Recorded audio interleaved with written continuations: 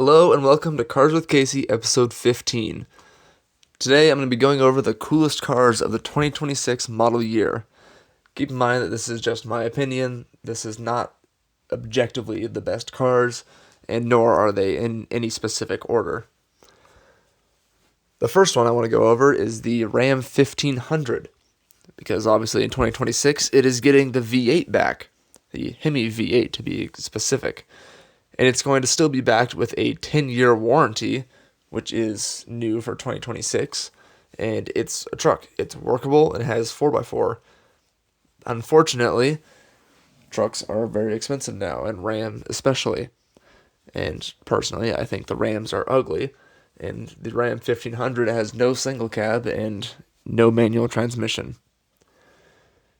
The second car I want to go over is the Corvette ZR1 and ZR1X. They have V8s, and they are the best performance for price that you can get right now. They have all-wheel drive, or at least the ZR1X does. However, that V8 is a flat-plane V8. It is not a cross-plane V8. It has no manual transmission. You can't work with the car. The car is designed for the track and nothing else. And it's kind of an ugly Corvette, and not only that, it's from Chevy, so it has a very short warranty. Next up is the Cadillac CT5 Blackwing. It has a V8, a nasty, mean V8, with a manual transmission in a family car. It's good looking, and you can actually do stuff with it. Unfortunately, it's a Cadillac, so it's pretty expensive, and it has a short warranty. The next car, or truck I should say I want to go over, is the F-150 XL from Ford. It has a V8, and it is the only single cab short bed truck that you can get with a V8. Smallest V8 truck you can get right now. It is a single cab with a short bed, and it has 4x4, and actually the F-150 XL is returning to analog gauges, departing from the digital gauges that nobody likes. The truck is really good looking and you can work with it, but it is Ford, so short warranty, very expensive, and no manual transmission. The next car is the Mazda MX-5 Miata. It is the lowest priced sports car, lightweight and balanced. It is convertible, but it is still expensive. You can't do anything with it other than drive it. It's very small, which would make it pretty uncomfortable, and it's very unpowered. It would actually struggle to keep up with the next car I want to go over, which is the Kia Niro. The Kia Niro is affordable and efficient. It has a dual clutch 6-speed. It is very spacious, being a wagon, 5 doors. It is lower priced than its closest rival, which I would say is the Toyota Prius. And it has a long warranty. Mine personally has a 20-year, 200,000-mile warranty, but standard-wise, it has a 10-year, 100,000-mile warranty. But the current Kia Niro is front-wheel drive, and it is hideous. It is in desperate need of a facelift.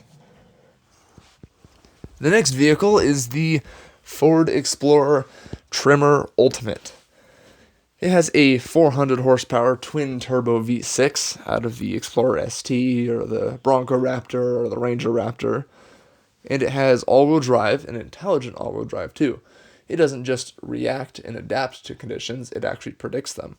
Similar to how Subaru's symmetrical all-wheel drive works. It has a full sunroof and 3-row seating. And the third row actually folds flat too, so you're not losing any trunk space with that third row there. And you can actually work with it too. The Tremor Ultimate can tow 5,000 pounds, which is more than enough to do anything you want in terms of household chores. Don't expect to, tow a travel trailer or anything, but you can tow all your dump trailers and whatnot. But it is a Ford, so short warranty, expensive, and no manual transmission. The next one was actually just revealed yesterday, the Ram 1500 SRT TRX. Now, technically, this isn't out yet. It's going to release late 2026, but still 2026.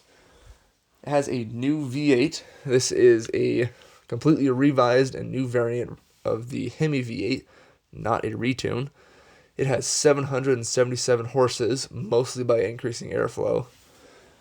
It has 4x4. And it has a full royalty level interior. It has a full sunroof. Even the back seats are reclining, ventilated, and heated. The front row seats are 12-way adjustable. They are heated, cooled, and they massage. And Ram actually has a 10-year warranty now. So, even more, which is very surprising on an off-road sports vehicle. Not only that, the interior has double wireless charging ports for the phones. It has a full heads-up display, which unfortunately is a copy of the two Jumbotrons in the interior. Yeah, it's got Jumbotrons. But the Ram TRX does have a center-mounted gear stick, which you can manually shift through gears despite it being an 8-speed automatic, or you can use the aluminum paddle shifters right behind the flat-bottom leather steering wheel. It's a pretty cool truck. Unfortunately, not all the cool vehicles are sold in the US.